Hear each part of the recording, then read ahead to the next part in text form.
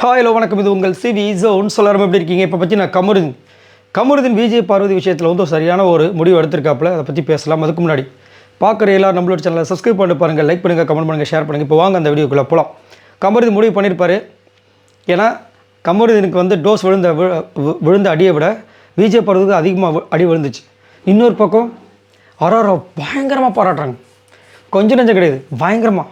ஐயோ, big pass கிடைச்ச சொத்தே, என் முத்தே, என் தங்கமே, இவ்வளோ நாளாக நாங்கள் வந்துட்டு உங்களை வந்து வெளியே கொண்டு வரதுக்கு டைம் எடுத்து போச்சு. ஆனால் அழகாக பேசுகிறீங்க, பாயிண்ட் டு பாயிண்ட்டாக பேசுகிறீங்க.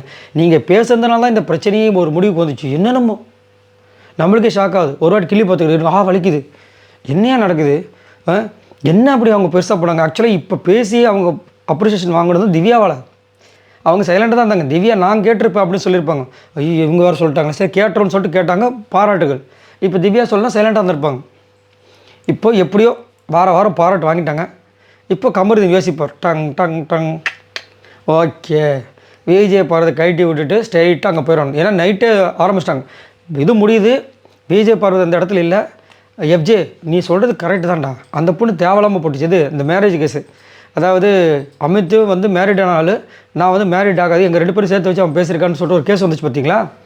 அதை வந்து சொல்கிறேன், நீ ஜாலியாக தான் பண்ணியிருப்பான். அந்த பொண்ணு அப்படியே பிரித்து அக்கா பேசுது, அப்போ என்ன பண்ண முடியும் அப்படின்றாரு. என்னங்க ஒரே நாளில் வந்துட்டு விஜய் பார்வதி மறுபடியும் குறை சொல்ல ஆரம்பிச்சிட்டிங்க அப்படின்னு எல்லாருமே விஜய் பார்வதி குறை சொல்ல ஆரம்பிச்சிட்டாங்க. வினோத்தும் கலகிறார், அந்த பொண்ணுக்கு வேறு கேஸ் வந்திருக்காதுப்பா, அதனால தான் உன் கேஸ் எடுத்துருக்குது அப்படின்னு. எஃப்ஜே சுத்தம் 2 பேருக்கும் நல்லா மகுடி ஊதுறாரு. இவங்களும் பாம்பு ஆடுறாங்க. நல்லா என்ன சொல்கிறாரு, உன்னை யூஸ் பண்ணுறாங்க, அவளுக்கு வந்து தெரிய மாட்டேது, கேமுன்றக்கா இவள் பேசுகிற பேச்சாலும் நம்மளுக்கு வெளியில் இருக்கிற வாழ்க்கை போய்டும் அது இதுன்னு. அப்போயே அவர் சொல்கிறாரு, ஐயோ எனக்கு என்ன ஆக போகுதுன்னு தெரியலையே, வெளியில் என்னென்னலாம் போயிருக்கு. ஏன்னா விஜய் பார்வதி அன்றைக்கி சொன்னாங்க பாருங்க, அந்த விஷயங்கள் இன்னும் அவருக்குள்ளே போயிட்டுருக்கு. அப்படி போயிட்டுருக்குன்னா எதுக்கு நீங்கள் பழகுறீங்க? அப்போ நீங்கள் மைண்டுக்குள்ளே வச்சுக்கிட்டே தான் பழகுறீங்க. இப்போ இதுக்கு பேர் எந்த உண்மையான ஒரு இதுவே கிடையாது.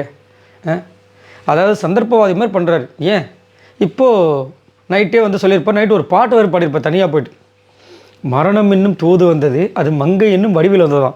அப்போ தான் அவங்க சொல்லிட்டு போயிருப்பாங்க, மௌன நீ மட்டும் நீ இருந்து நான் வெளியே போன வச்சுக்கணும் விடமாட்டேன்னு சொன்னதுக்கு. ஸோ அப்போயே புரிஞ்சுட்டேன். எப்படியும் காலையில் அப்போ வந்து ஆரோரா கிட்ட போய் ஒரு பிட்டை போடுவார். அப்புறம் எப்படி இருக்கீங்க, நல்லா இருக்கீங்களா, எவ்வளோ கஷ்டப்பட தெரியுமா, நீங்கள் அப்பயும் நல்லா யோசிச்சுப்பார். கோர்ட் டாஸ்கில் உனக்காக நான் எவ்வளோ பண்ணியிருப்பேன், இல்லைனா நீயே சொல்ல, நல்ல வேலை நீ வந்து ஒழுங்காக வாதாடி இருந்தேன்னா நாங்கள் தோற்றுருப்போம், ஜெயிச்சிருப்போம் அப்படின்னு. பார்த்தியா நாங்கள் தோற்றுருப்போம்னு சொல்லியிருப்பாங்க.